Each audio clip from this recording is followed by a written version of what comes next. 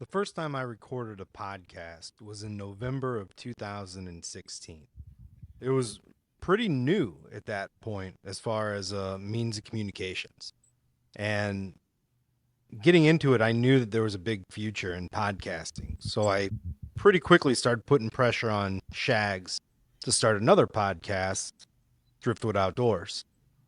And when we started, it was still so new that audio being able to be accessed at any time was a pretty big deal.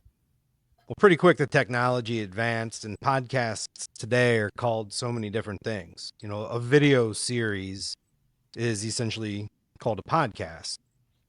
So in an effort to try to catch back up, to get back into the game, and because our schedules have changed so much, welcome to Driftwood Outdoors video podcasts online. I'm Brandon Butler. I'm Nathan Shags McLeod.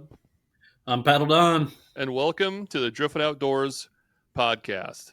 I'm super excited about this. So the idea is each Tuesday we will be posting this Squadcast video form podcast. It'll also be audio.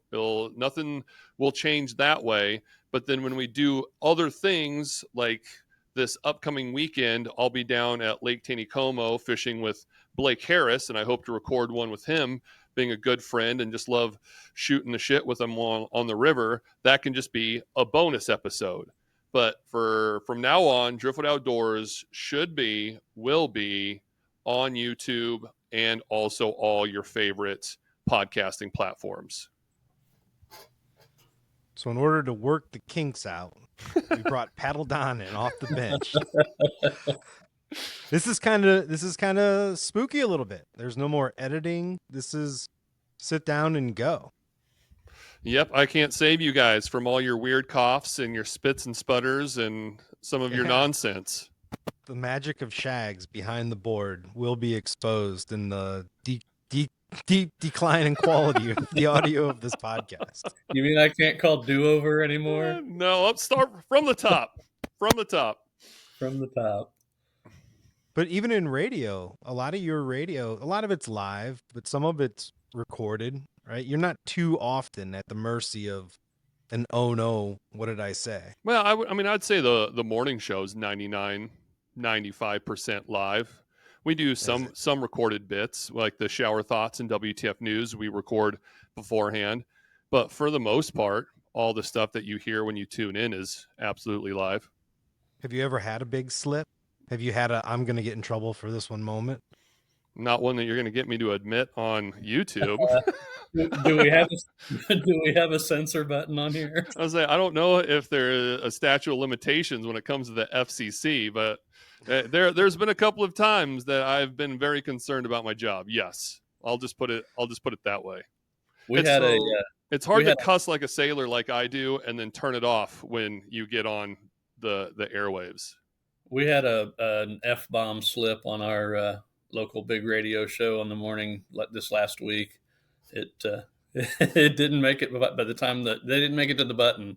What would happen if you just went on a rant and dropped a bunch of F-bombs on the radio? Well, you'd lose your job, and then it's strange with the FCC. First, you have to have someone complain, and then they investigate. And now the fines are, after the Janet Jackson nipple slip, those FCC fines are like $250,000 that would go to not only the person who said it, but also the ownership. And I mean, you definitely would, for the most part, lose your job. If you went on a big giant tirade, I don't know if it was just an accidental slip up, but you're still responsible, and you're even responsible for the listeners. That you got to hold them accountable. That is one thing. When we play listeners back, none of that's live, because I can't trust them. We record, we take the phone call, we'll record it and then edit it and put it on the airwaves. But what you're saying is it's safe to say we're not going to see your nipple on the podcast. That might have to be behind a paywall. We're always looking to find new ways to make money. Call your employer and tell them to fire. Or do they have like an agent that shows up at your work? Perfect example. Years ago, we had a local guy running for some ward or something like that, local politics, and his name was FUG I believe it was pronounced Fugit, but it read Fug It. So I had a lot of fun with his name of sometimes you just have to fug it. Aaron Fuggett running for, and I would always say city council or wards or something like that. Well, someone complained, so the FCC was investigating, and I literally took a picture of the Fugit for whatever local Congress. I can't even remember what he was running for, but there was a picture of me that got sent to an FCC report of me repping his T-shirt because he loved all the free press he was getting on our radio show. And I mean, he didn't even win, so it goes to show you the power of what I do. He's still mad at you to this day. He still lost. He blames you for making him lose his campaign. 100%. Well, speaking of the radio show, I was going to bring it up because we had a really fun conversation this morning about statistics, life stats. Like if you could have a life stat, find out a life stat after death, what would it be? But I thought it would be interesting to ask that question and put an outdoor spin on it. Like if you were there at the pearly gates and you wanted to know how many miles of river you floated, or I know mine would be fishing related. I'd like to see the stats on how many total fish I caught, the species. And then if I wanted to get really nerdy, I would like to see the missed fish to hooked fish to catch to being caught fish ratios, the percentages. Yeah, I first want to give a shout out to Trey Dawson with a solid answer to that question this morning when he said, how many of the ladies would have said yes if I had just had the courage to ask? So tip of the cap to Trey on a solid answer.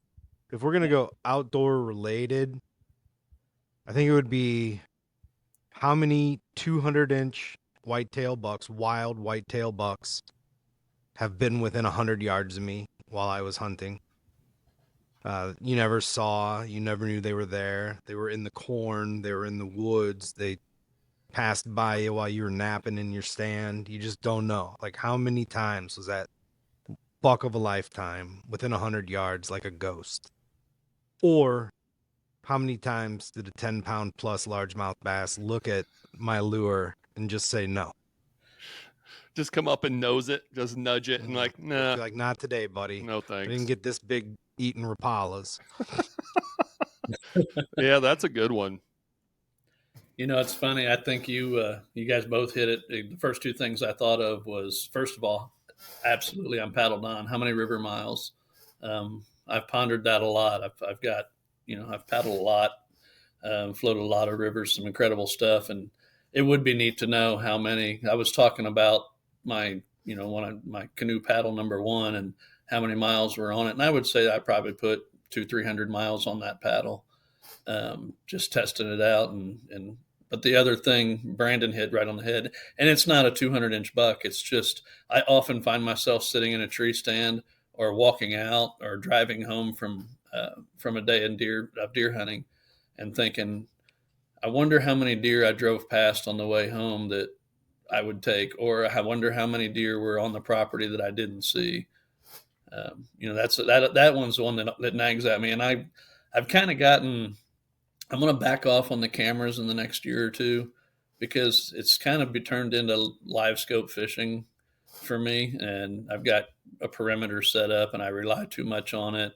I want to get back to the basics and back to the roots and, put a couple out just to see what's there. But I find myself obsessively looking at the cameras and wondering, main reason I'm going to do it next year is because there's 3 monsters that I didn't shoot. I had a fun story this year. I don't think I've told you guys, but I had a fun story with the buck that I got this year. I'll never do it again, but he was one of those. We literally walked into each other on the way out of the woods. I shot him with a 300 blackout from 27 feet. What?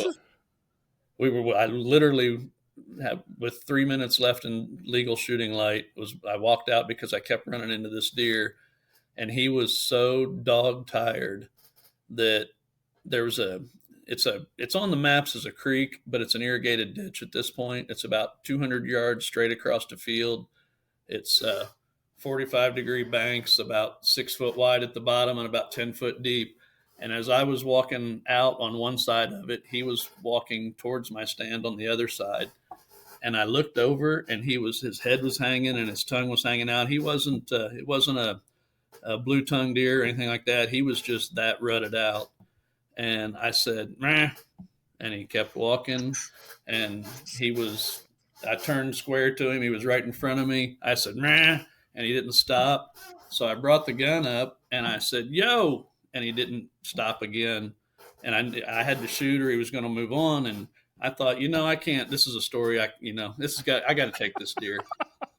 So I looked through the scope, and I had been dialed in on another deer on a 3x9 adjustable scope, and I was still on 5. So when I looked through the scope at 27 feet, all I saw was fur. So I raised over the scope, and I center him, looked back down, and I center massed him. And when I shot, I immediately saw the impact, and perfect kill zone right behind the shoulder. Passed through. He shot straight up in the air about 8 feet, took 3 leaps, and he was laying there dead. But I lost. When I went to pick up my meat, I pretty much carried it out in a grocery sack.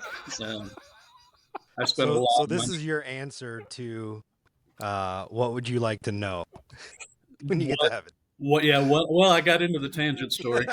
I could tell I had Shags hook, line, and sinker, but I literally shot an 8-pointer from 27 feet away. And a 300 blackout's not that powerful in the whole scheme of things, but at 27 feet, it caught the quarter of the scapula and exploded that, tore up the meat. But the shock wave going through I had it processed, and when the processor skinned it, he skinned down the other side first, and he said he thought it had been hit by a car. The whole other side was just a bruise from the shock wave. So I got everything from the back straps back out of that deer, a little bit of neck meat, but yeah, to bring it full circle, I want to know how many miles I paddled, and I want to know how many deer I didn't see, and how much meat you wasted.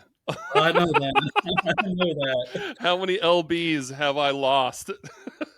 I carried that thing out with such disappointment. I showed up to pick it up, and I was like, I looked at the thing, and I said, well, where's the rest of it? He said, well, I'd like to talk to you about that. He said, what'd you shoot it with? And I told him, and he said, that shouldn't have, maybe it was hit by, I said, from 27 feet. He said, oh, that makes a difference.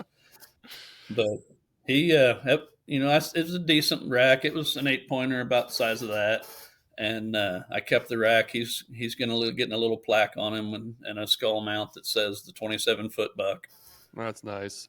I would like to know like how many days, hours, minutes I've spent fishing too. That'd be interesting to actually know how much time I've spent on the water. Do you think you'll be disappointed with the ratio of time spent fishing versus everything else? Yeah. I'd be like, I should have done a little bit more. I could have done better. It could have been an ungodly number. Like everyone else would be like, oh, good for you. And I'd still be like, I should have found more time. You'll be in the 99 percentile. You'll still be mad at yourself. I should have spent more time on the water for sure.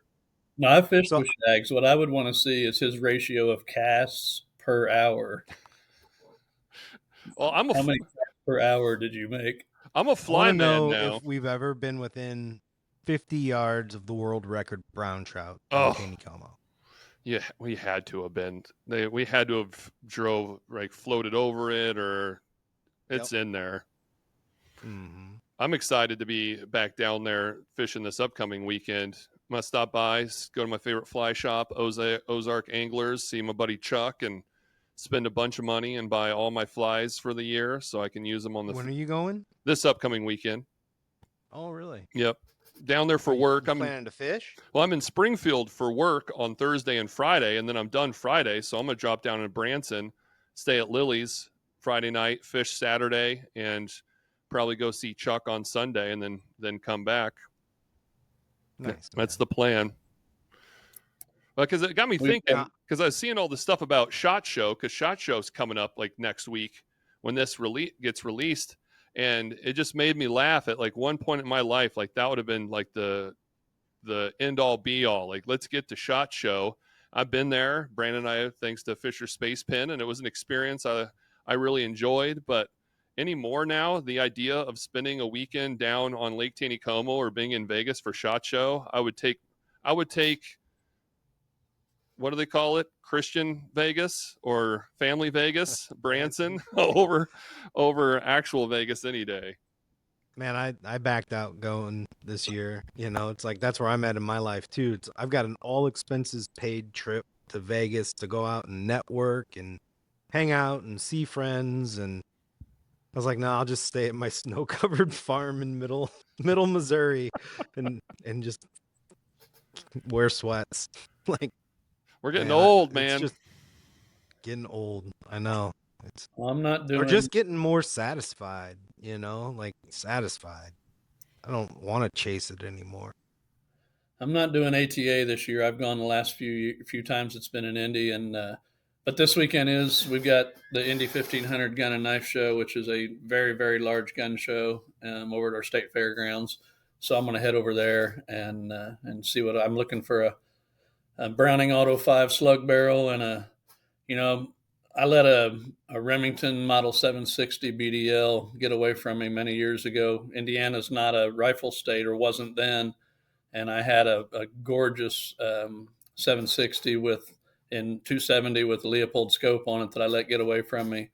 And we've been planning this Colorado trip, and I've decided I want to find that exact gun and reinvest in that, so I have it to go out there and hunt with when we do our Colorado trip. So that's the big goal for this weekend, is to find a Remington 760 BDL. You know, Shags didn't get his points, right? Yeah, and we'll tell him all about our trip. Yeah. It ended up just being me and you. I bleeped that up. Still did. I totally forgot about it. Totally spaced it. I'm only 1 point behind you, but yeah. I've been with missing deer camp and being a week late for deer camp. I've been that guy before, so I was not gonna miss getting these points. I was gonna let somebody else be that guy this time. I learned it from watching you. Oh man. Yeah. I'm excited for that trip though. I know is that this year? Brigman will be excited to have. Well, No, it can't be this year. The next year. We're gonna have to wait another year or two, but it'll be a fun one. The Rio Grande is right there. We'll take the rafts and hopefully do some fishing while we're hunting, and it's beautiful. The area, it's close to Creed, Colorado, South Fork. I'll just go and fish. I'll be okay. So it'll be interesting to see this on YouTube and to see what the quality looks like compared to what I'm seeing on my computer screen. And this being the first time, we just don't know, because right now Shags looks like he was teleported back. He's like somebody's grandpa from the 80s that's filming with one of those like VHS recorders that you have to wear on your shoulder. I was thinking it's like a yellow tent and all the antique lures from the 50s and 60s behind him that got passed down one generation. He's using the 8 megapixel flip phone to he's shoot. holding. He's like Ron Burgundy all the way through the podcast. I've had a lot of envy. I've had a lot of envy before in my life, but I've never had camera envy until I got on here. And I was like, I asked both Brandon and Paddle Don, I was like, what cameras are you using? Why does mine suck so bad? When I bought this laptop, it was not cheap. It was very expensive. 1993. It is old. It's getting. When you put the beta tape in the side, it's supposed to look clearer. So if you start seeing some Driftwood Outdoors charges for web cameras, you'll understand why. Because I need to do something for sure. Yeah, we'll have to get you a camera. I need one of those influencer ring cameras, so I got the light just right. Like my lighting sucks in here, everything. But I feel like you're going to go into the next room and watch a Raiders game with John Madden as the coach still. You know, it's like 1978. Al Davis is weird. Oh, that's too funny. Oh, man. So, Paddle Don, I was on Brian Pointer's show, his radio show in Indianapolis. I get to do some segments on his show every once in a while. Just love Pointer, great guy, incredible human being. But we were talking about there's a new director coming in to Indiana, and found his name. I think he's a state representative. He's from Brazil, and that's over by Terre Haute, in case people don't know. And what I said Pointer was, if he's from Brazil, that's where Rob Carter is from. And Rob Carter was director of DNR when I went to work there. Loved that guy. He was an awesome director, I thought, and a great guy to work for, and just a cool dude. I said I thought Rob was. Indiana is on such a good course. Best deer state in the country. The one buck rule has proven to be very successful, and turkey hunting is good where it didn't exist 20 years ago. All he has to do is not F it up. And Pointer's on the commission, so he didn't respond to that. But he sent me the press release. And Rep. Alan Morrison resigning the House seat effective January 13th to become the Department of Natural Resources Director. So he's from rural. If he's a rural Indiana guy, I like that. And, so Brazil him and Carter is a place in Indiana. Brazil is a place in Indiana. Good old Brazil. Oh, okay. Yeah, it's Brazil, Indiana is in the Terre Haute region. It's got a lot of there's a lot of outdoor opportunities around there. That's not too far from where your weekend escape is at. Yeah, I've got my mom and I went in on a camper on a full-time one of those year-round campgrounds that's down around Cloverdale, Cataract, which what is it? We used to call it Cataract Reservoir. It's you got Lieber State Park right there, and then Kegels Mill Lake. But Cataract is the name for the region. There's a small town there, but there's also the largest falls in Indiana. It's a neat waterfall with a covered bridge right there. It's really scenic. But that's is it bigger than Clifty Falls? Well, Clifty has like 7 or 8 really tall falls, but they're just a trickle of water that falls, until it rains, 50 to 70 feet. Beautiful. Yeah. They took out, there used to be, as you go out the bottom of the park, you come down a great big, it's right on the Ohio River. And as you come down out of the park, there's a bunch of switchbacks. And there's a spot where after it rained, a waterfall would form, and it would run right down and hit on one side of the road.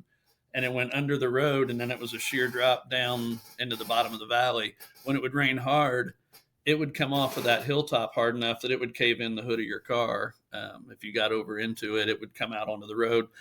There was too much problem with that, and they ended up blasting that back and kind of redoing the face of it, which was a big disappointment. But I could see where they did it. The rest of the falls at Clifty they're amazing, but they're what I call ribbon falls. A 70-foot fall of a trickle of water, where Cataract, there's an upper and a lower falls, and by volume, it's Indiana's Niagara. It's not, it's not massive, but it's a really, really scenic set of double falls. They're both probably within 200 yards. You can stand at the lower one and see the upper one. And then from there, it opens right up into Kegels Mill Reservoir. So it's a neat area, but Brazil's in that area. That's also the area with Park County Covered Bridge. Indiana has more covered bridges in that area than anywhere in the country, and they have a big festival about it. There's a great strip pit fishing over there. There's the Wabash River. You're about halfway between Terre Haute and Indianapolis. So yeah. Anyways, new DNR director coming in. Wish him the best. Hope he does a great job. My kids asked me the other day, what was your favorite job you ever had? I think that DNR job, it was didn't pay enough to support a family, that's for sure. But it was a lot of fun. I'll give a shout out to another friend. The greatest job I never had is John Maxwell's job. That dude. Oh yeah. He's been a photographer for the DNR for I don't know how many years, a couple decades, more than a couple decades. He's probably pushing 3 decades. And the guy may be in northern Indiana one day, taking pictures at Pokagon on the northern boundary at the at the toboggan run up there, and the next day he'll be at Goose Pond in southern Indiana. He just pops up everywhere, but his skills as a photographer second to none. Look, the movie Office Space. The movie Office Space could have been made about him, like the character in Office Space. So when we were at the DNR, they brought in they started clamping down, and he'd had He'd had a company vehicle all along, and like Paddle Don said, he's like a nomad, just all over the state. No real direction, just you make X amount of dollars per year and go out and take photographs and turn them in for the magazine. So I was on the magazine staff. There was only like 6 of us: Frank, John, Ben, me, Phil. And anyways, yeah, this dude he lived like on the road. Then they wanted him to start like checking out a vehicle. So he'd have to go in and sign it out, tell him where he's going to go, record his mileage, and Bring it back daily. and do that every day. So he did it for about a week, and then he came in and he signed out a vehicle for 6 months. And he said, I'll see how it goes. And he's had a vehicle ever since. Like he's like one of those guys that the rules, he just kind of lived outside of them a little bit.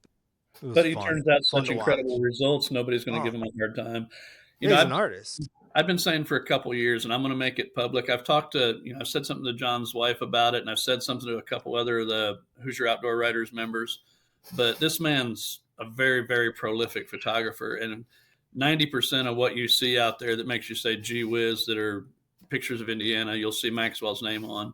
And I'm going to start a campaign that when he retires, whenever he decides to retire, I would love to see the Indiana State Museum run an exhibit of his work. Let him go through and curate it and pick all his favorites.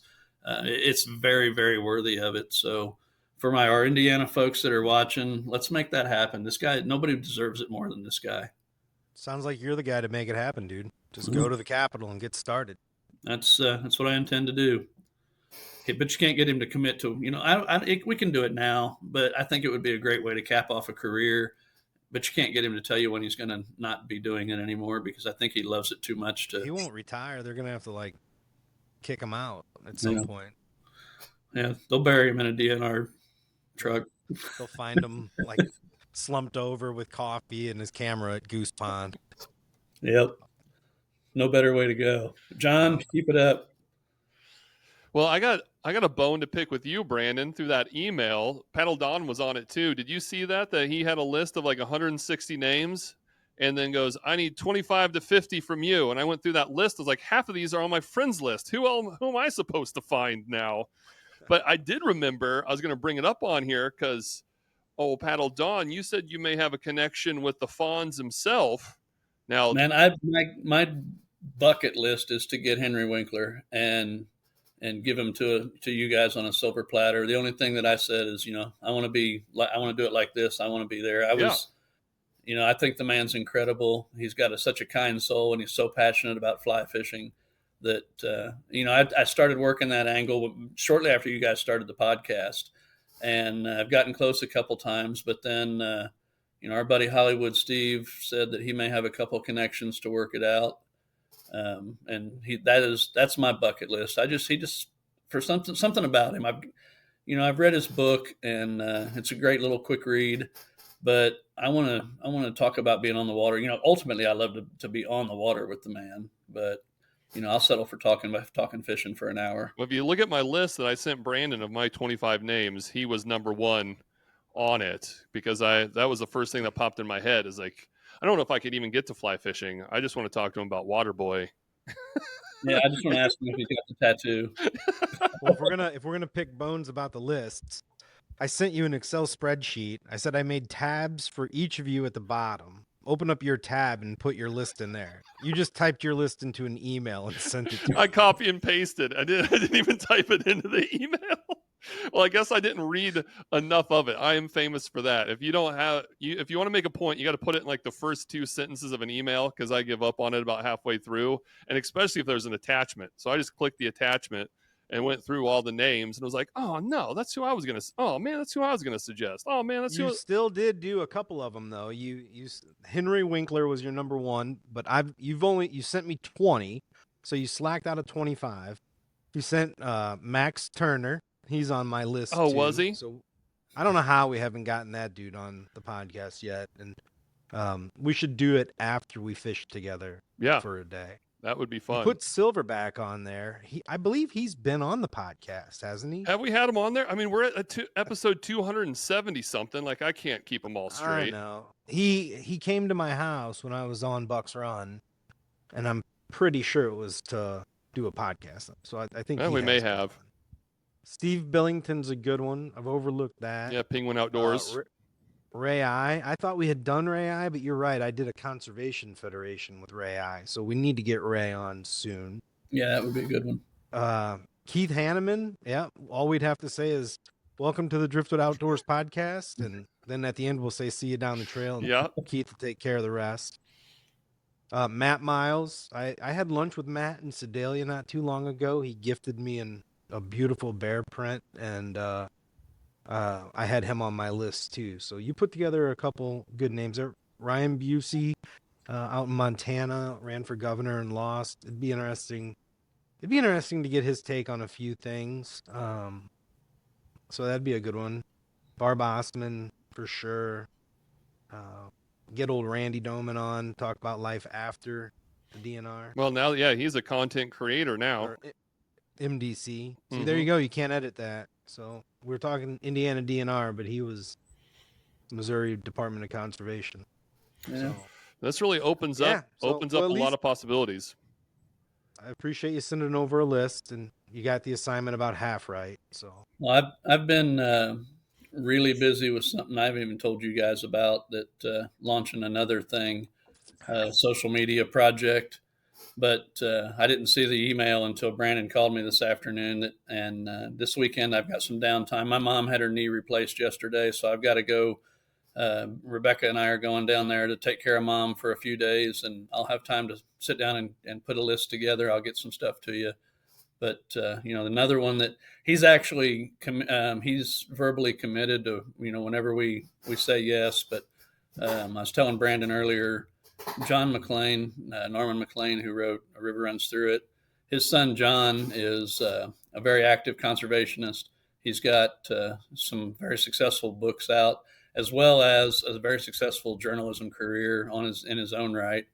And I've spoken with him several times. We've got a line of communication going, and he just said that let him know. And next time he's got a project going that he wants to talk about, he's another guy that, depending on which direction you take the conversation, you could get 4 different podcasts out of him. So, but there's a few on there that don't cross over with you guys that I think that we can round this out really well. Oh, and that's the nice thing about this too. If there's anybody that you think we should be interviewing, now that we're international with this Squadcast, you can just put it in the comments. We'd appreciate your suggestions and try to get as many people on here as possible. Well, man, we were international before the Squadcast, and I went into the statistics the other day to check on a couple of things, and it's pretty crazy how many different countries the podcast has been listened to in. I mean, countries that I've never heard of, some of them. So we had a good run at being like number one in, was it South America or Mexico or something like that? Like the number one outdoor podcast. To and take over Argentina after 2026. Yeah, so that is my goal, is to get you guys all down there, get you to invest in a lodge. You guys can come fish every year, and we'll just have the Driftwood Outdoors Argentina Lodge. I'd be all right with that. I actually watched a quick YouTube video. I don't know. It was like late at night, and whatever comes up next, and it was it was like a 7-minute documentary on why so many Nazis fled Germany ahead of the trials to Argentina. And there's a bunch of like German culture down there because of the fleeing Nazis, and I didn't expect that. Well, yeah, they didn't want to go to trial. So maybe we can get some schnitzels when we're down there fishing. So I was just Googling something. I thought I was going to be creative and come up with the Spanish name for Driftwood Acres in Argentina. And it turns out the Spanish translation for acre is acre. Well, I appreciate Brandon busting your chops about you going off a little bit on the question, and then we were talking about our numbers and being international, and he brought up Nazis. So Yeah, he got a little That's wackier true. with his. Yeah. I think that's pretty neat, though, that these countries have all these different aspects to them, and you go there and you have no idea. Like, I would have never thought that about Argentina. So interesting. If we go down there, I'm bringing Troy McCormick with his metal detector so we can find the Nazi gold stashes that are supposedly there. Or the Aztec gold stash. There's Did you plenty of happen gold to- down there. Did you happen to see any of that with him? I saw it in the Hoosier Outdoor Riders newsletter. I He was watched on a the TV show. show. It was pretty cool. Yeah. Shags, you don't know him, but one of our local Indiana writers, Troy McCormick, was on Expedition Unknown with Josh Gates. Yeah, I know that show. So they did an episode about the Ringo brothers, which was the first train robbery in the United States. And then they did several other heinous things along the way. But they think that they have located the where the homestead was that the Ringos were raised on. And he ended up getting a hold of Josh Gates, and they did a whole feature episode of Expedition Unknown about it. It was pretty cool. I mean, it was interesting. Can you imagine if you like opened up the crate, and the money was all good, but it was money from like 150 years ago. So you try to take it to the bank, and can you explain this money that? Yeah, with my luck, it would be like a trunk full of Confederate dollars or something like that. Probably all rotten away. Yeah. Then you just be at an antique store trying to sell them. I went down to Florida, and I was at my dad's, and he watches that like hunting for the treasure on Oak Island or something, and he's been watching it for like 10 years. I'm like, dude, they're not gonna find it. Isn't it I don't called want The to Curse? ruin the show for you. Yeah, the Curse of Oak Island. Yeah, on this episode, they're not gonna find it. Like, I don't know what else to tell you. Can we watch the news or something? Like, come on, Dad. So I don't know if you guys, my other endeavor, I work for Mongo, former sponsor of the podcast. Yeah, Mongo Attachments. They don't like us. Yeah, Mongo Attachments, and we build attachments for excavators. But one of the guys we recently sold a bucket to has one of the gold prospecting shows. So our bucket's there, but then Main Cabin Masters now has one of our buckets. So it's kind of fun seeing our stuff on TV and keeping an eye out for it. But we've got sending you an invoice for that segment.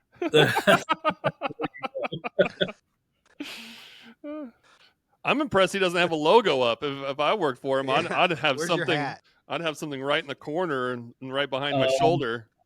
I'm surrounded by logos. To another River Runs Through It reference, they sent me out for coffee one day because we were out. I don't drink coffee, but I don't know if you can see right there. It's Hill Brothers Coffee. I saw it and bought it. And of course, I told the story about the worms and the river runs through it. And Stephanie, our customer service manager, as soon as the coffee was out, I come in and find the coffee can. She got a burn that she didn't know she got, but I find the coffee can on my shelf with a Post-it note on it that says "For your worms." So I was like, that's an insult, right? She hadn't seen the movie, but there's my River Runs Through It throwback right there. Oh, that's funny. So it stays on the shelf there just to remind me to stay humble, or I'll end up. That's your office at Mongo? Yeah, that's my office at Mongo. I've got cool office for work. Yeah, and they're cool enough to let me bring my dog every day. There's Apple, my Brittany. She's not doing obscene things back there, so that's a plus. But yeah, I've got a super cool company, man. Like what you guys make, and trying to sell those to our audience. I actually went to Paddle Don and said, I don't know, man. I don't know if we can sell that, but when you guys were at the Deer Classic and seeing all those attachments and what you can do for habitat and landscape, and I mean, someday I'd love to have a mini excavator and have one of those attachments because you can do some amazing stuff with them. Well, for years, every farmer had a skid steer in the barn, and now the new thing is a mini excavator. minis and mids. And, over here we use the great big stuff, but over in Europe, they ran out of space a long time ago. And the mini stuff and mid stuff is really what dominates the market over there. So they've really exploited the attachment market and developed a lot of stuff that's now making its way over here. And we're fortunate enough that we got in on that curve early, and we pretty much deal in exclusively excavator stuff, excavator attachments. But like the tilt buckets, I'm not trying to make it a plug, but the tilt buckets are great for grading and taking care of stuff. But the mulching heads, food plots, game trails. So it did tie in. It was a good sponsorship. I wish we had a little more longevity with that, but it helped the Driftwood Outdoors podcast at a time that it was needed, and everybody grew from it. And, we've all got some great relationships. So. Absolutely. Still need to get Adam and bring him down to the river. Yeah. He'd like to go. That's the neat thing about working for a family owned company like this is that, a couple times a year, I've got a flycraft raft, and a couple times a year, Adam will say, "Hey, we got to have a board meeting tomorrow." Or a department meeting, and that means load the raft up tomorrow, and we'll take off about 10:30 in the morning, and we're just a few miles north of Indiana's White River, and this section that we're on is pretty well loaded with smallmouth. So we'll go down and spend 2-3 hours and float a section of the river and catch some smallmouth, talk about stuff, and you come back reset and refreshed. And my office looks like this, his office looks like that. It's just nice to work with like-minded folks that understand you need time in the woods to keep your sanity. Well, and you got a fly tying bench back there too. So how often are you just flying ties? There's my nice little Regal vise, and I got a Kennedy box over here, all full of my fly tying supplies. But not as often as I need to, not as often as I should. But I'm so stacked up, I don't really, my inventory is good. I enjoy showing people a few things about tying, and that's been fun. Another thing I did around here this year was cleaned out the collection. I had a lot of entry-level fly rods from over the years, and some department store kits. And a lot of people around here just don't understand it and didn't fully understand it. So this little thing with the string here behind me, that's that little Orvis training rod. Thing is great. I can teach somebody to cast in half hour, 40 minutes. I can give them a decent cast and a decent roll cast, and then put them on a rod. And I went through my inventory, and I gave away 7 fly rods this spring. A lot of the guys, Adam got a couple. He got a big 9-weight for swinging out there on. He's wanting to get into the big stuff, and I just didn't fish it enough. So that's the neat work environment here. Is that we all help each other out, and we enjoy fishing and hanging out and hunting.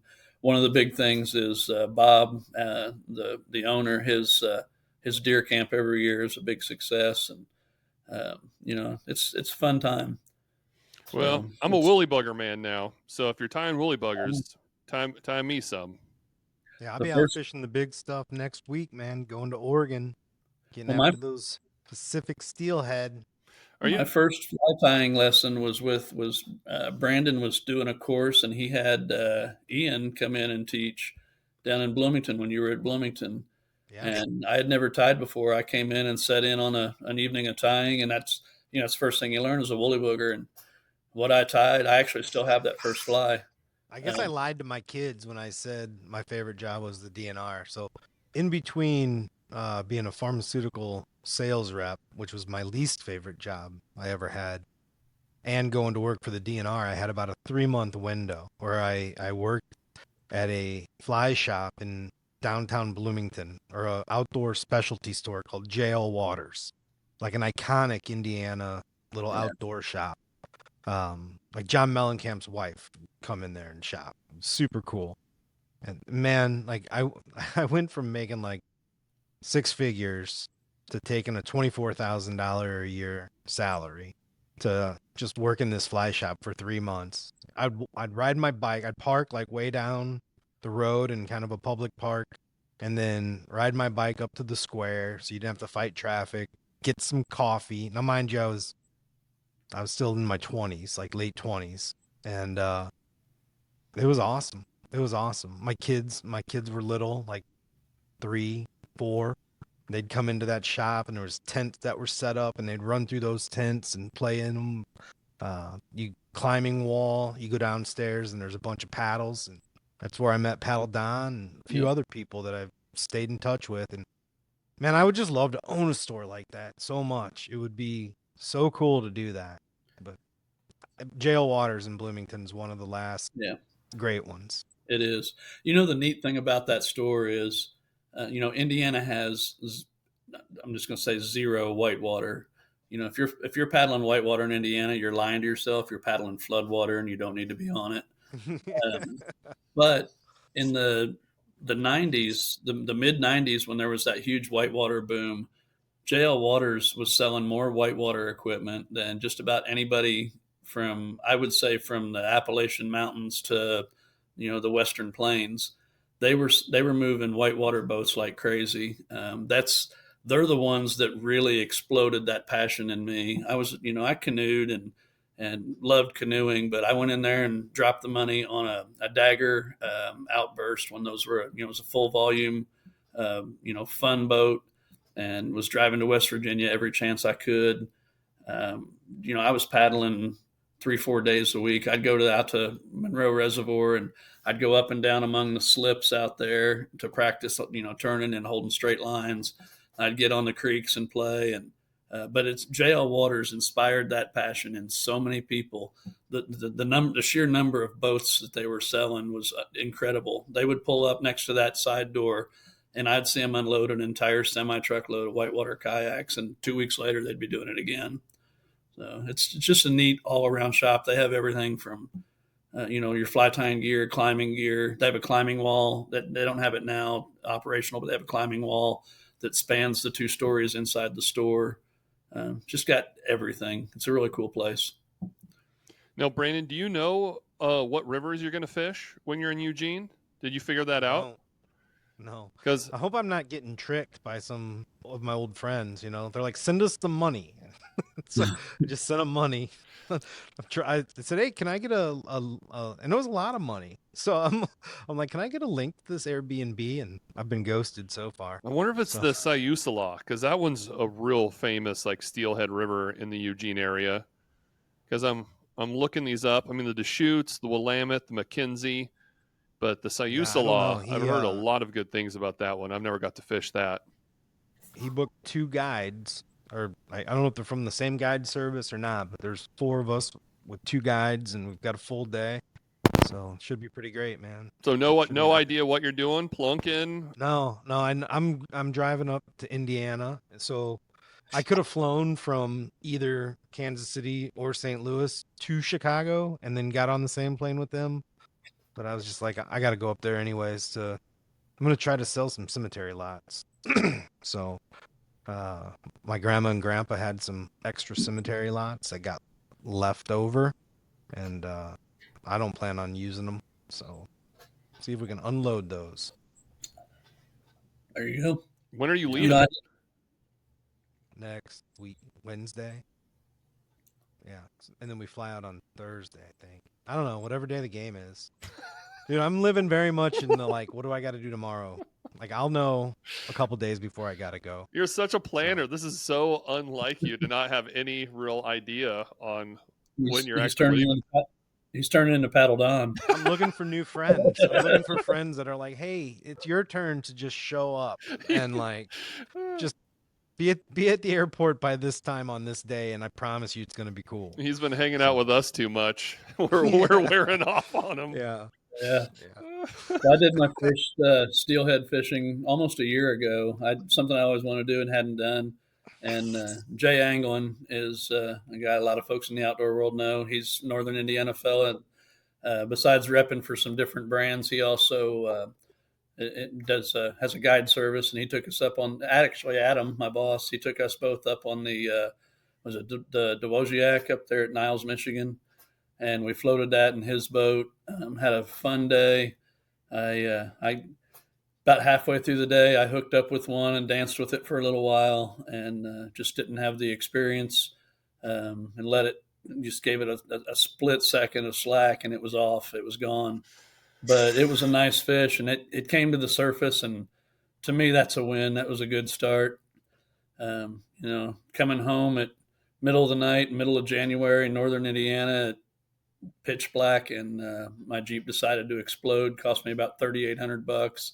So it was an expensive trip to dance with a steelhead for about 45 seconds, but it was worth it. We just all got to go up and spend a good few days with Morlock and Steve and that whole crew, Martinez and Walt Grau.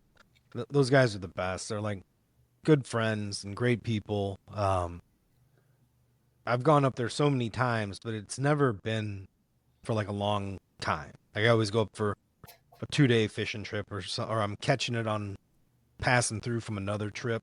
I would love to just go up there and spend a week, just take off out of here, get up there on Saturday or something, and not leave till the following Saturday, and take our own rafts, so we can do our own fishing too. That would be a trip worth taking. I'd love to see the difference. Talking about the Ludington, we'd be fishing between Baldwin and Ludington, Michigan, on the Père Marquette. And the Père Marquette, to me, it's special because it's a wild river. They don't stock the Père Marquette, so it is truly special. But it's also like a meme I saw the other day that I've been ordering the same sandwich from Subway since I was 8 years old. Like I just don't change it. So that's not to say there aren't 15 other rivers on that west side of Michigan, the Muskegon, the Manistee, the White, the St. Joe. Like there's so many great rivers over there, but the first time I went, I ordered the Père Marquette, and I've stuck with it ever since. So I'd love to give it a shot because I know it's got to be completely different type of fishing than what I'm used to steelhead fishing in my little section of Oregon. Because I know if you're down in the southern part, Brandon, you're probably going to be in a drift boat. You may be doing some similar styles. But the way I grew up doing it on the big Columbia River and then the real small streams that come up and spawn in, that it'd be a blast to get in a drift boat. It's probably a little bit bigger than those small streams that you fish. I've seen some of those in Oregon. But it's smaller than you're thinking. Like the drift boat is a shuttle essentially to get you from, wade spot to wade spot. It's very much like the river we no longer speak of from, say, Parker to Cedar Grove. Yeah. Like that stretch of river in there,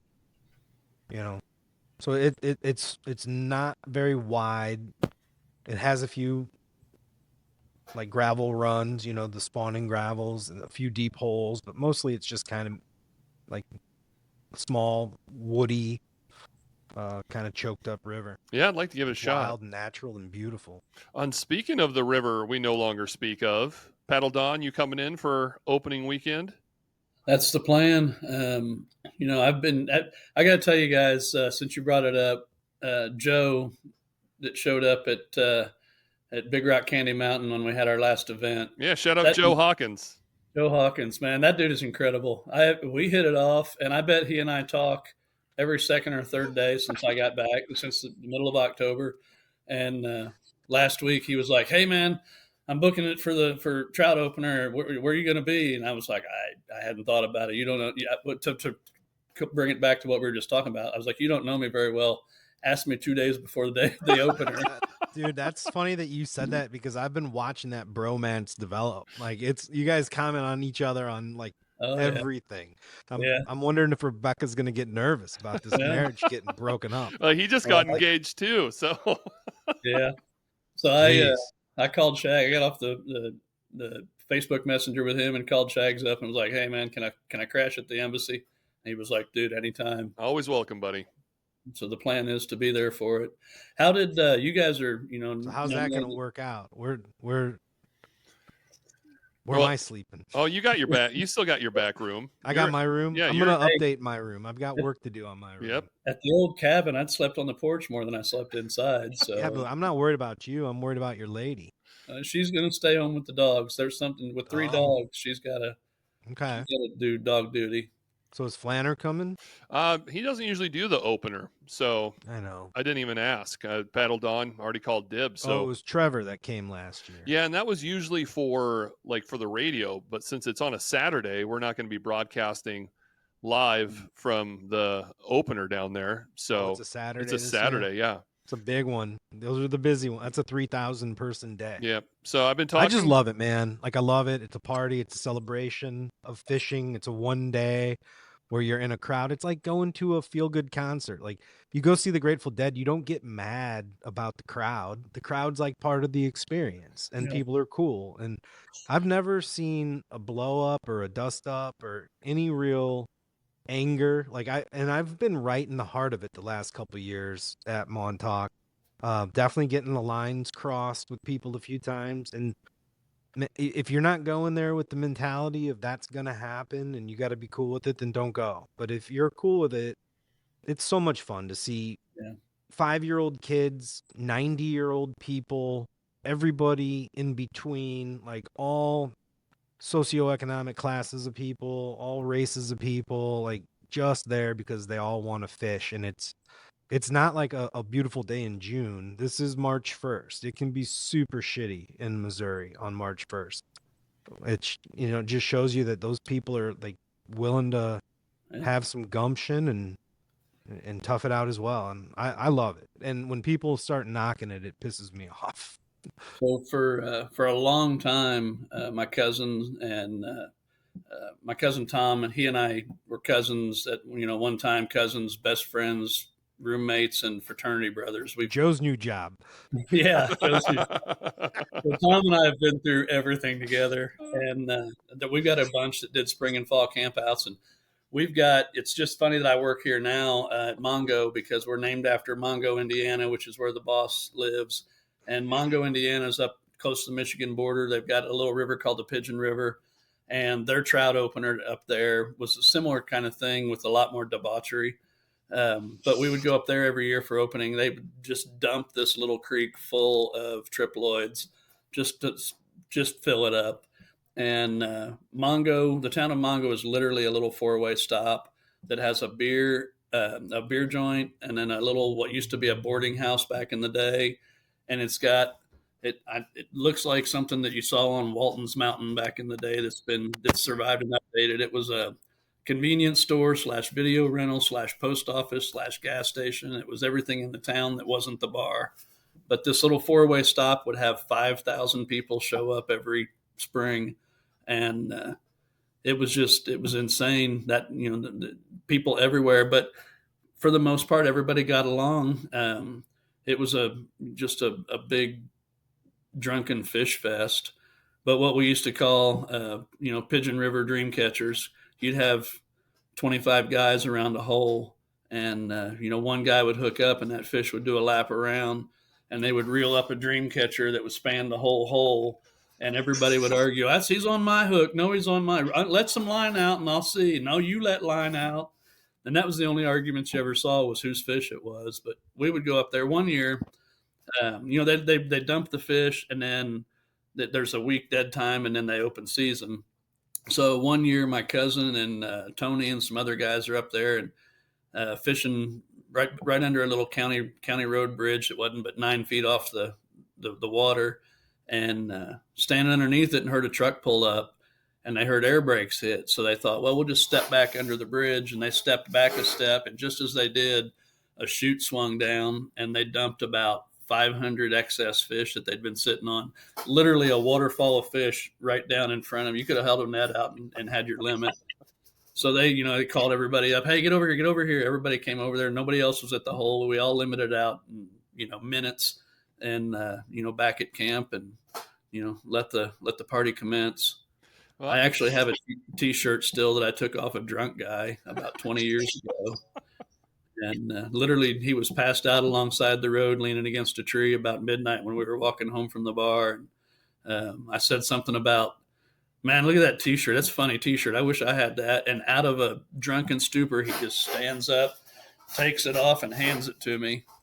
I said, at this point, what the hell? I whipped mine off and threw it at him, and I carried his back at the end of my fingertips. And took it home and washed it, and that's my souvenir from the Mongo trout days. Oh, that's too funny. Well, I've also been talking to Roger at Big Rock Candy Mountain because I'm hoping he usually always does something opening day eve. So that would be Friday night up there. I know he's had Mark Van Patten speak before, but I thought our live studio audience podcast went so well that could be another fun experience to go up there and set it up to their PA system and do something similar where we just get a bunch of different guests and just talk about opening day and the trout season. And he seems pretty into it. So hopefully we'll be able to give you a confirmation and one of those mark your calendars. I mean, it's a Big Rock Candy Mountain, but it's definitely in the works. That sounds great. I had a blast there. That was my first time meeting Roger and his wife, and they really took good care of us. They were such nice people. And I enjoy keeping up with his little daily videos he posts. He's a fun guy, man. If you don't like Roger or you don't get along with Roger, that's on you. You've done something because that guy is difficult not to like. It's almost intimidating how nice he is because he's built like a defensive end for an NFL team. Like he's older than us. I mean, I don't know how old he is, but I'm gonna say in his 50s. And the dude is built like what's that? I said, I'm in my 50s. He's older than me and Shags. Like, I'd say he's still older than Paddle Don. I'd say mid to late. He's got a few years on me. But he's built like he's on a college football team right now. Yeah, I wouldn't start no shit with him. The guy looks like an ox, and it's like, I don't know, like he's like a big happy ox. He's the right thing for what that place needed. Mm-hmm. Oh yeah, 100%. Well, we're getting towards the end of our first ever YouTube video Squadcast podcast, and look, guys, it's actually a thing for anyone that just listened and is now watching us. We actually have a vintage antique bait bucket for the mystery bait bucket question, and give them a both side shot of that thing. That is the actual mystery bait bucket. We picked that up at the Antique Mall before we started the podcast. Midway idea of Antique Mall, getting the questions, and it's been super fun. That thing's been with us all over the country. It's been all over, man. It's traveled. So I'm going to reach in here, grab one, and then I'll read it, and we'll all go around and answer it. I'm having some mic stand envy as well because I feel like I'm doing back in my old stand-up comedy days on stage, holding this microphone for like an hour. I need one of those fancy Joe Rogan setups like Butler has over there. We can get you one, man. We can get you one. You put all your money in fishing lures. Worth old it. Ones. Yeah, ones I don't even use. So you're going to have to sit still, though, because the more you move around, the more you look like the video feed from the moon in 1969. How long you been holding on to that joke? No, I mean, you're pixelating every time you start moving. I'll be curious to download to see how bad it actually is. We're going to start a GoFundMe to get Shags a video, a camera, and a microphone. Just a stand. I think my microphone's fine. If you feel bad that Shags has had to hold his microphone up to his mouth like Ron Burgundy for the last hour, please send donate in $5 to my GoFundMe. So the question comes from Nick Cole. He wants to know what movies are on your must-watch list. Are these movies we've already watched? Yes. That other people have to watch? No. So let's do like the Mount Rushmore of your favorite movies. Everyone can pick 4. What would be if someone's like, give me 4 movies I have to watch that kind of say something about yourself that will let me know more about you, what movies would they be? Godfather 1, Godfather 2, Goodfellas, and Legends of the Fall. I thought you'd do a Rivers Runs Through It there. Paddle Don's going to start with that one. I would, but it's kind of, I mean, it's up there, and I could recite it. I've seen it at least 100 times. It's funny. The more you get into it, the more you see how not realistic the fly fishing is. And I'm at that point in life. You don't shadow cast? Yeah, I'm not going to raise a rainbow from the water. But that's a great. I wouldn't have ever recalled it, but Legends of the Fall, that's a great choice, man. I got to admire that. But I'd say, for lack of another choice. River Runs Through It. Boondock Saints. Anything Tarantino. Well, you got to pick one because I'm going to pick a Tarantino one too. Did you see that Boondock Saints 3 is coming out? Yeah, I'll reserve judgment till I see it. 2 was horrible. Yeah, 2 wasn't good. Yeah. But one was great though. What a one movie! was great. What a movie! But yeah, anything Tarantino, and then man, you got to pick one because I'm going to pick a Tarantino film. You got to pick one. I'd say it's a toss-up between Django and Pulp Fiction for what Pulp Fiction is iconically. It's just pick something. One. Those are 2. That's 3 and 4. There's 3 and 4. Okay, that makes sense. So Boondock Saints, incredible pick.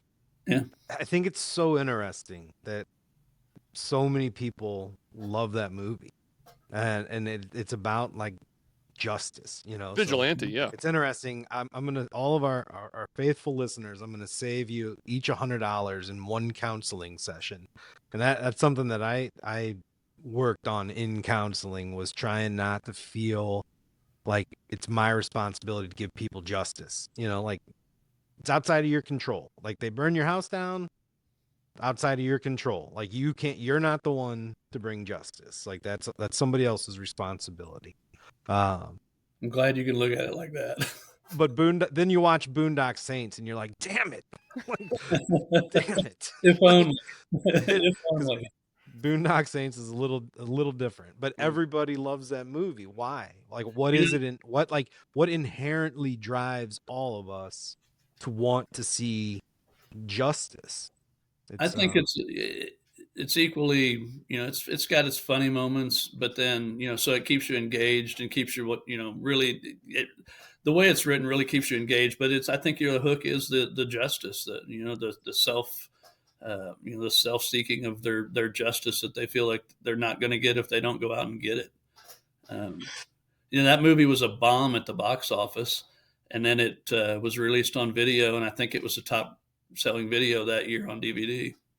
I didn't add Lonesome Dove to mine because Lonesome Dove's like right up there with The Sopranos. Like, Lonesome Dove was a mini series. I don't know if you want to call it like a single movie at 6 hours or whatever. It was a mini. It was like a TV. Yeah, it was a TV miniseries. Yeah.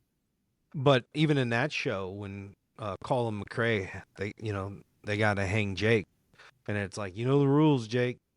You ride with an outlaw, you die with an outlaw. Yeah. And like that, justice just had a clear, definitive line, and people seem to like that.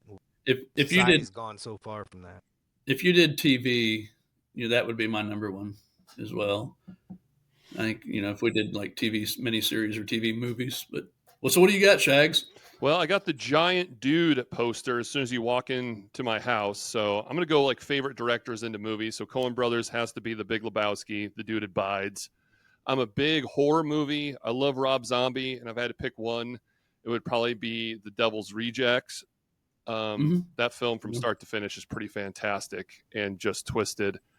Then with my Quentin Tarantino, it's got to be Inglourious Bastards. Just that opening scene alone is just breathtakingly shot. Christoph Waltz as the Jew hunter, and just him knowing that they're in the floorboards, but still just tormenting that poor farmer and his family, just excruciating. And then Brad Pitt talking about killing Nazis is just an amazing film. And then Bear Jew. Oh yeah, him coming out of the tunnel with the baseball bat, just bang, bang. Oh man.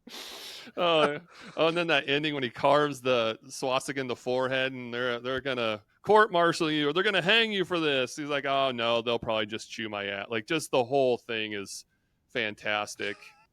And then another one, it's a David Fincher film, and look at this, Brad Pitt making my list twice, but Seven, What's in the Box? Like the whole just the serial killer about the 7 sins, and just like, man, that one coming out of nowhere too, that ending.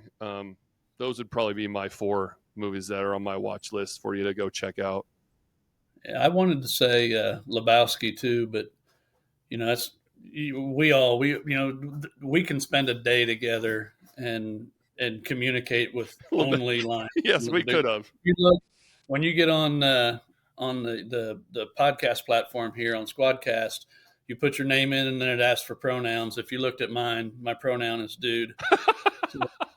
I just called dude. But the problem is, and you guys have, everybody that's going to be watching this, you guys know these guys bust my chops regular. I've spent the better part of my life living like in a van down by the river, living long before like it was cool. Lebowski and not the rich one.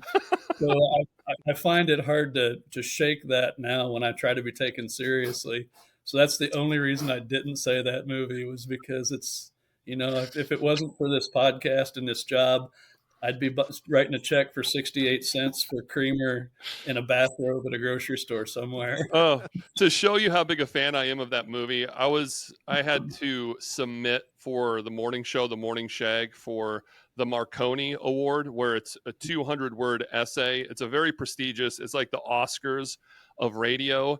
And I legitimately took that opening scene of them talking about the dude as he's pulling out the milk, and just anytime they said the dude, I just put Morning Shag in there and submitted that. And we didn't get nominated, but boy, the Big Lebowski fan in me got the biggest kick out of just like, yeah, I'm gonna send that. I'm gonna send that in. The dude abides. Hey. Well, do we got any final thoughts? The final cast of the pod? Man, I'm excited to go to Greenland. Next state in these United States. Saw Don Jr. was over there today. The Gulf of America. Man, I flew over Greenland going to Iceland. And I remember looking down on it thinking that's pretty cool. What's crazy is, take all the politics out of it and let's just say maybe this happens and maybe it doesn't.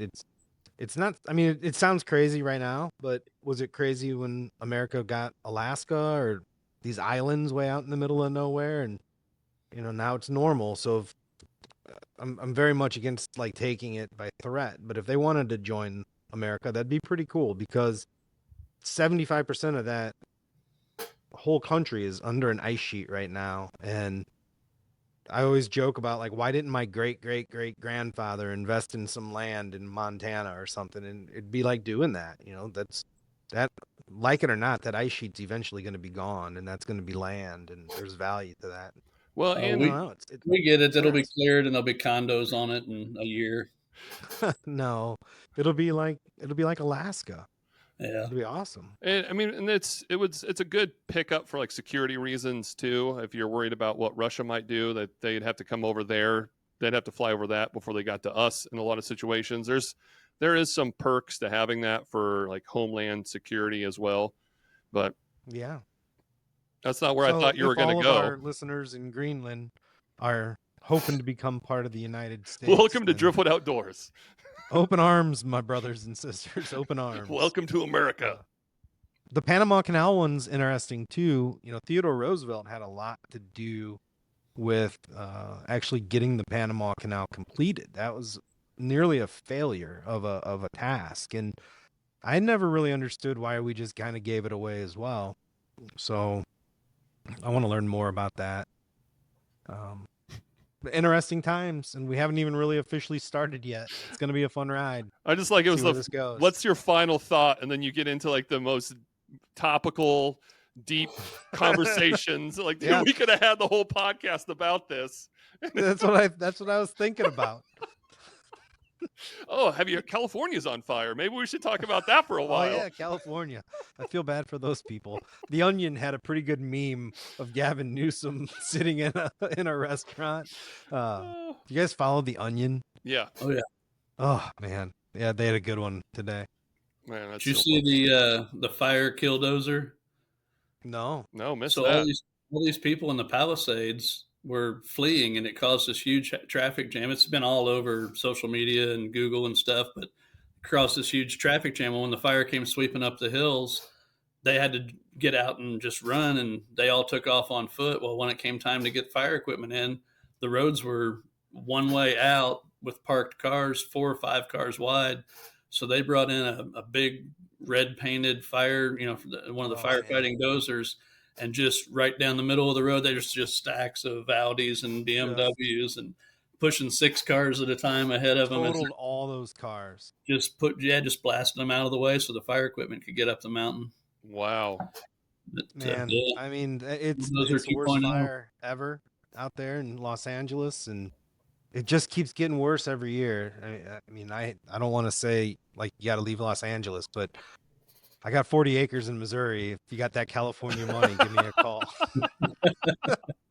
Oh, and speaking of like last minute things too, did you guys see, I don't know if it's related to this, but it's making the rounds of the news reporter that was reporting on something, and it was right at daylight, and she was talking about, oh, look, there's a dog, and it's a mountain lion walking around her. Walks like 6 inches right past her, 6 inches from her. Yes. Just, he wasn't there. Right in front. She's like, oh, look, it's a dog. I don't know what to do. And it's probably a good thing she thought it was a dog, because if you would have panicked, that may have been the end of you. As it went right past her leg, she goes, or some kind of other critter. But anyway, and she goes right back into the story. Oh, it looks like a cat trying to like rub up against your leg like they do. It got that close to her. And I was like, she wasn't rattled at all. Because I don't think she knew what it was. Well, I shared that video. It's up on our Facebook page, Driftwood Outdoors. So, all right, Paddle Don. So you guys are talking about final thoughts. I'm going to throw something out here. I alluded to it earlier. Something I've been toying around with for a while. I'm kind of doing a soft launch slowly. I've had own the domain for a while. I know out there in the Show Me State, one of the greatest insults you could bestow upon somebody is to call them a Hoosier, which Bill Cooper regularly reminds me of. But here in the Hoosier State, we are darn proud of being Hoosiers. And I came up with this thought many years ago when I was doing Wild Indiana with Brent Wheat. And so I've started a new Facebook page called Hoosiering, and turned it into a verb. And I'm building that. And then we're going to, there's going to be a launch of the website. It's going to be kind of crowdsourced. It's the gist of the site. It's not hook and bullet. It's just everything else there is to do outside in Indiana. Music. Can't ask for money. We're already trying to get Shags a microphone. Only one ask per episode. It's just fun. It's just crowdsourcing opinions and fun. I just said no more asking for money. Yeah. So we're going to be, covering music festivals, fairs and festivals, the Madison Regatta, Carb Day, just anything that you can do outside in Indiana. State park events like the toboggan run up at Pokagon, and just anything that the only prerequisite is it has to be public and open to the public, and has to be outside. And right now on the Facebook page, we're just launched it yesterday. I think I was just under 100 followers combined. But I have a feeling it'll grow quick. It's going to take off. And then as we get going, we're going to have people just submit pictures and suggestions, and it'll be kind of a crowdsource. The idea is coverage and promotion of events in Indiana from the point of view of the folks in the crowd. And, it's going to be a fun thing. It's kind of a side project. I think it'll take off. But we've turned the word Hoosier into a verb, and, get out and go Hoosiering. Hoosiering.com. It will be Hoosiering.com. I have the domain. It's under construction, but the Facebook page is active now. Yeah. Driftwood Outdoors is now following it. The Morning Shag is now following it. And I am personally following. There you go. So. Speaking of following, moving to Substack. So we've got Driftwood Outdoors on Substack now. If any of our listeners are Substack readers, I'm doing my column on there each week. And I'm going to throw a bunch of old ones out as well. So go on and subscribe to Driftwood Outdoors on Substack. And if you're listening, give us a follow on YouTube. Brandon, what's our YouTube channel? Just look up Driftwood Outdoors. There's some imitators out there. It's Driftwood Outdoors something, a number. Only because the original at Driftwood Outdoors, I have it, but I can't log into it. I can't, no matter, it's the darkest, deepest hole you can ever go down trying to talk to somebody at YouTube to help you recover it. I've done everything I can. If anybody out there can help, I would love it. If you go on the old Driftwood Outdoors YouTube, there's like 20 videos. There's Paddle Don catching his 13, 14, whatever big brown trout at White River. There's all these like 15, 20-year-old videos, but I can't get YouTube. Give me my damn YouTube we sound channel like back. such boomers. It's at Driftwood know, Outdoors man. 1. The number is 1. I just wanted to write for a newspaper. That's all I wanted to do. I wanted to write for newspapers, like you wanted to be on the radio. I know. And now newspapers are gone, so I got to do this shit. So follow me on Substack or whatever it's called. You're thrusting me into video editing and YouTube. I just wanted to be a faceless voice on the radio and get paid to make fart jokes. Give me some tips on Velcro shoes, I guess. I don't know. At Driftwood Outdoors 1 on YouTube. At Driftwood Outdoors 1. That's right. It was a bunch of numbers. I changed it. I am able to do that. I went into YouTube and changed it. So I have at Driftwood Outdoors. Or something? Why is it 1?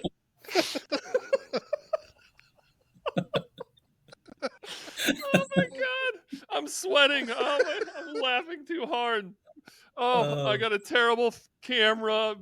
No mic stand, and our YouTube is Driftwood Outdoors 1. What are we doing? Oh.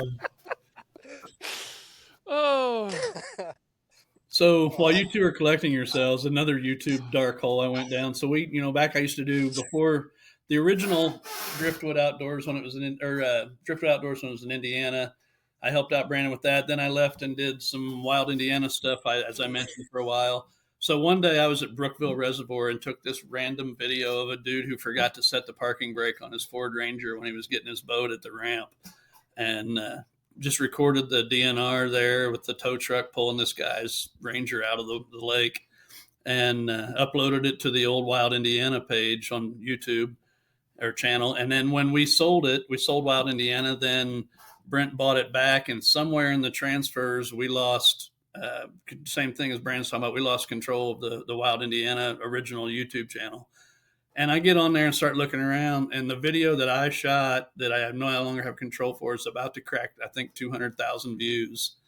And, gets me in the pay zone if I have it, and all I can do is just be another one of those viewers. But, I'll catch another person screwing up that's worth 200,000. That's funny. I've honestly thought about going to California just to knock on the door at YouTube, like doing a hunger strike in front of their building until they give me my YouTube channel back. Or I don't know. There's got to be somebody that can help, but I don't know who they are. Well, I just hope we don't get to Driftwood Outdoors 2. Thank God we've all had real jobs all along. Heaven forbid what might happen if we have to have a Driftwood Outdoors 2. Oh, man. All right, guys. This has been a lot of fun. I look forward to being able to do this now and be on video, be on the YouTube at Driftwood Outdoors 1. Be sure to follow us, and gear review coming up next. Brandon, what are you reviewing for us? Oh, man. I am reviewing Vortex binoculars. So Vortex did send me these binoculars to take to Montana on my moose hunt when they sponsored my film Shiras, and somehow they got messed up. And Vortex has this no questions asked lifetime warranty. I've never tried to take advantage of it before, never needed to. Everything that I have from them is just, great stuff. Vortex is just great stuff. But these broke, and instead of even contacting the marketing people who I know there and I've worked with, I'm like, I'm just going to send them back, see what happens. I paid for shipping, and now they're back, and I'm pretty sure this is just a brand new pair. It just came back today. Perfect. They either made my old ones look brand new again, or they just sent me a new pair, but they have no idea that, this was through a TV show or anything like that. They just took care of me, and I'm super impressed. And I can't say enough about a company that takes care of people like that. It was less than 2 weeks from when I mailed them to when these binoculars are back at my house. So that is the kind of service that makes me want to be a customer for life. My Vortex. gear review is a cautionary tale. To be sure to spend the money and get yourself a nice snow shovel, because I don't have one to show you. Because not only did I break my back, I broke my snow shovel in like 2, and that's what you get for buying a cheapo from the big box stores, which I won't name, Walmart. And it was not worth it, and now I got to get a new one and finish my driveway because my How have you been getting in and out? 4-wheel drive. But the Savannah's All-wheel. Hers is all-wheel drive. so How much snow did you guys get? clearly my new driveway is pretty long, and this is the first time that it would have had to been done, so I was all excited. I've got my little tractor with my bucket, and I was gonna go out there and fire it up and plow my driveway one little bucket load at a time. My neighbor Clint comes over without even saying anything, and he brought his like farming grader or whatever, and like did it all in 2 passes in less than 10 minutes. And so I was like, dude, thanks, man. What flavor beer do you like? So I went to Dollar General on the way home last night, and I bought beer, Miller Lite, which, man, I'd give anything to have $1 for every time I bought Miller Lite. I'd be retired if I had $1 for every Miller Lite I've drank. But I haven't bought any in almost 2 years. So it was the first beer. I was walking through there, and I didn't even think about it. When I went in there, got it, and I'm walking through, and it's like, wow, I remember that, like that feeling of those cases of beer. But so, yeah, got him 2 12-packs of Miller Lite for plowing my driveway. Oh, nice. That was a pretty good deal. So we got missed by that. I'm up in the Flatlands now in Fairmount, Indiana, and it was literally a mile south of our town. We got a dusting on the front yard, but down here, I'm a half hour south of where I live at work. We got about 3-4 inches, but my son still lives down in Bloomington, and man, Bloomington and Brown County got hammered. I think they got like 13, 14 inches. So they just don't get it down there very often.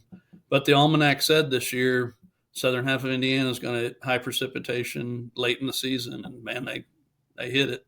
Yeah, we got probably about 6, and then we got another 1 to 3 coming tonight. So we are definitely in winter. I'm surrounded with stuff that I can review. I thought about doing the Regal Vice, but everybody knows Regal Vices are Regal Vices, and I love that thing. But I'm gonna, pardon the squeaky chair, your WD-40 for your chair. Oh, is that Ert? I've been sitting here enjoying and imbibing this evening. Uncle Nearest, 1856, 100 proof. The old unk. I don't know if there's a neat story, a backstory on Uncle Nearest and what it is, other than a kick-ass, outstanding bourbon. I was really, really blessed this year, and I got 10. Sorry about the chair. It's on its last leg. It's there. I'll get it out of my system.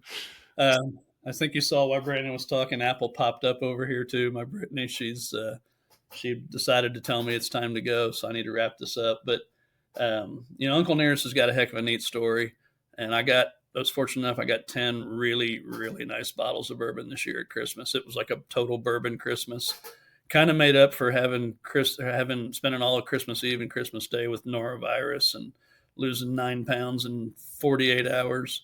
But now I can. I can enjoy my Uncle Nearest while I'm doing this podcast, and I've got some others behind it. So go buy Uncle Nearest. It's good shit. I just noticed how much one of the two Paddle Don looks like Bob Seger. Oh, you got a very strong Bob Seger look about you right now. It's funny you say that, because every time I walk by one of my coworkers, he starts singing Bob Seger songs. So, anybody that's kept up, I have an abundance of hair, and I can grow it like the Capital One Viking. I can clench up, and I had the homeless look when we got together in October because I had bushed the beard out for deer season. But when I cut it, I decided to just leave the hair. I've always buzzed my head. It was always keep it really tight, and figure one more time before I'm actually a decrepit old guy, I want to let it grow out. So we're about 7 months into it. Hell yeah, looking begging good for money and making hair references on our podcast. I know. What are we doing? my haircut is shaped like a cul-de-sac, and I would love to have the cul-de-sac, but no, you wouldn't. I would. I'd take night moves over cul-de-sac all day, any day. Yeah. Oh shit! All right, boys. I hear Bob Seger and Michael McDonald. Yep, that was going to be my next one. Yeah. All right, what's everybody's guess on how many views this gets on YouTube in week 1? 13. I'll take 47. I'll take the under.